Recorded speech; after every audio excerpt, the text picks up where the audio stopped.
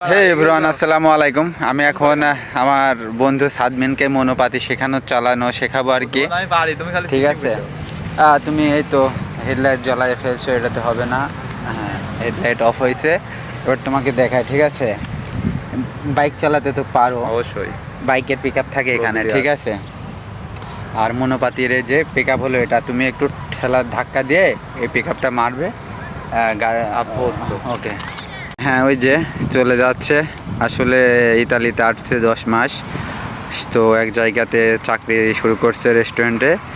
এখন আর কি সে সাইকেল নিয়ে যাওয়া আসা করে, যেহেতু গাড়ি চালাতে পারে না, তাই আমি তাকে গাড়ি চালানো শেখাচ্ছি। ঠিক আছে, হ্যাঁ হ্যাঁ, হচ্ছে হচ্ছে সাদমেন। ওকে, ওই যে